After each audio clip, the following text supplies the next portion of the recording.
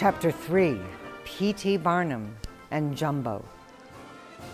We all know the name P.T. Barnum. There's a sucker born every minute. There's only one of the things he said.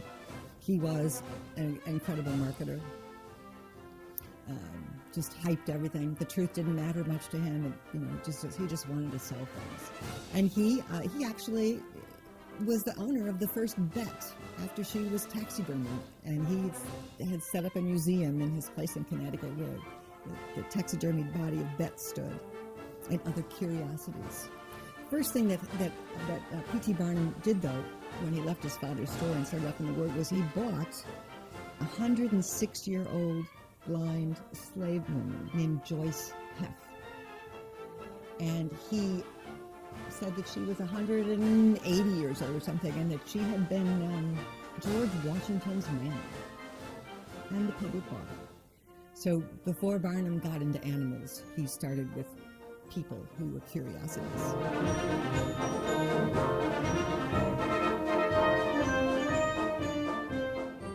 In 1860, an elephant they named Jumbo was captured in the Sudan after his mother was killed for her ivory. And Jumbo was just under 2 years old, I think, which is just sort of the viability level because they really need their mother's milk to survive.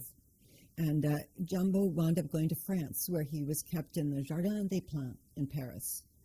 And meanwhile, in Britain, they're going, oh, we want an elephant, we want an elephant, we want our own elephant. So they wound up buying Jumbo and bringing him there. And they couldn't believe how diseased he was when they got him. It's like, oh my God, he was just completely not taken. He had scabs and things all over him. He was in terrible shape. And it took a year to nurse him back to health. And he was lucky. He wound up with a guy named Matthew Scott, who would then be at Jumbo's side and be his keeper for the next 22 years of his life. By 1866, Jumbo was now healthy, and he was giving rides to little children in the park in London, including young Winston Churchill took a ride on Jumbo. And Jumbo gave a private audience to Queen Victoria. And he was all the rage, and Barnum wanted him. So Barnum made a big offer in 1878, and he was declined. He kept on trying. By 1881, Jumbo was now 21 years old. So we have now a young male elephant who is he was now moving into his maturity, who is starting to move into must. And the zoo doesn't really know what to do. And they're worried that they're going to actually have to kill this elephant because they can't handle him. And then, oh my God, that's going to be a terrible, PR thing because the public loves Jumbo, and how can they do this? So Barnum made the offer of 2,000 pounds, and it was accepted. And the people in Britain went, oh, no, you can't sell our elephant. And Queen Victoria went, no, you can't sell our elephant. You have to turn you can't do this. And Barnum loved all of that because it helped his PR. And he put Jumbo on a boat, and he's headed for New York.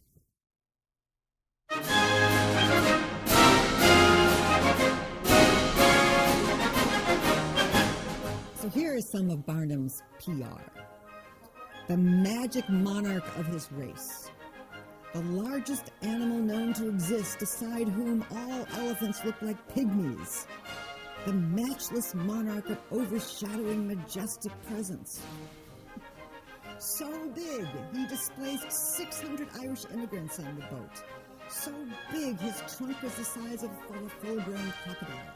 He had footprints like the indentations of a fat man who had fallen from a great height. All of this preceded Jumbo's arrival in New York Harbor in April of 1882.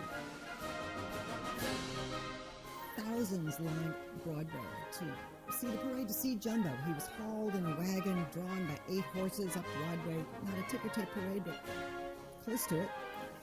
He went up 10,000 people that night, went to Madison Square Garden to see Jumbo. Jumbo paid for himself in 6 days.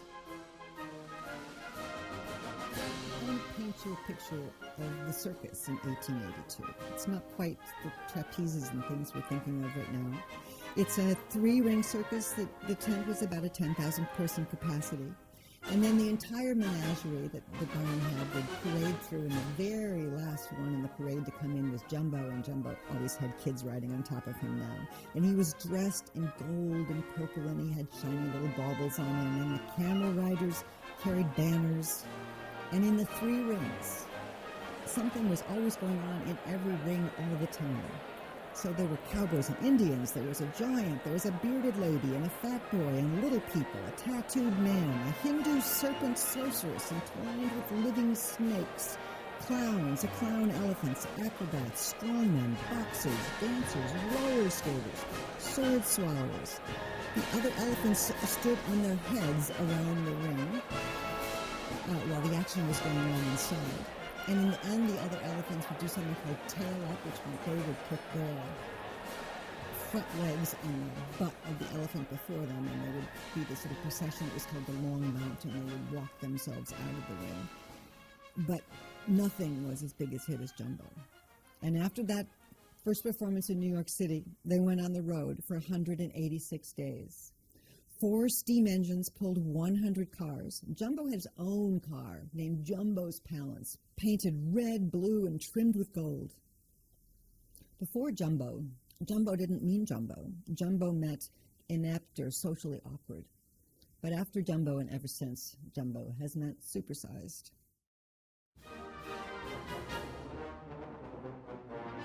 He was great for advertising.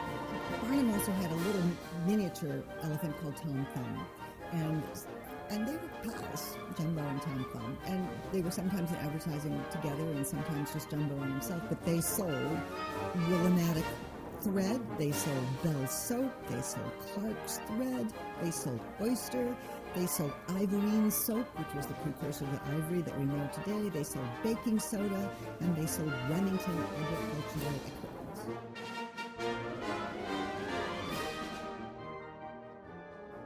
So in 1883, the Brooklyn Bridge opened, and Barnum kept his elephants over on the Brooklyn side of the bridge, but he performed over on the Manhattan side of the bridge, and he wanted to take his elephants across, but the bridge was leery of it because he thought it was more stable than going in the boat.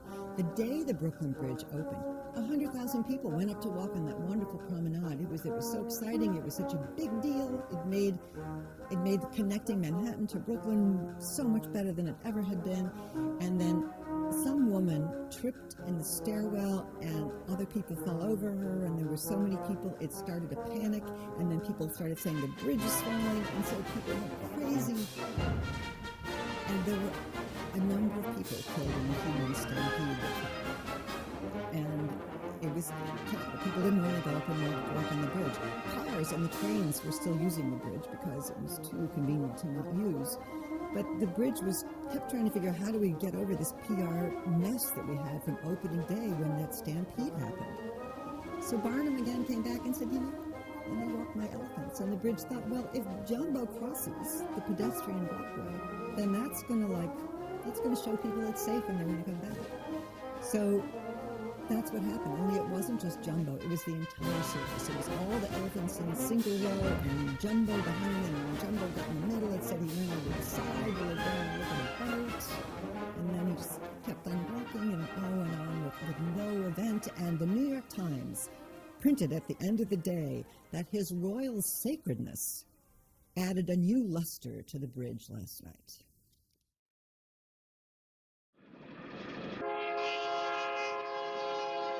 A year later, Jumbo was killed by a freight train. It was the Grand Trunk Railroad, and it was just outside St. Thomas, Ontario. There are 2 versions of the story. In one version, the train is coming, and Jumbo sees it, and he throws his friend Tom Thumb down the embankment to save him, and then he meets the train head-on. That's not the true story. In reality, or as close as we can get to it now, the cowcatcher on the train catches Tom Thumb and throws him down the bank, and Tom Thumb only breaks his leg and does survive. But Jumbo is running away from this train, trying to save his life, and he is penned in by other trains on the tracks.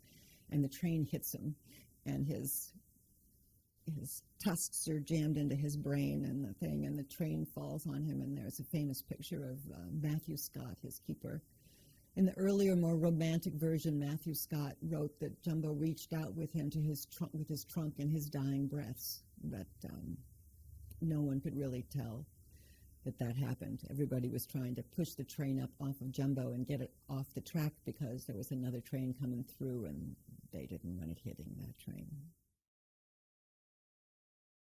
So 2 days after Jumbo died, the taxidermist and his team arrived.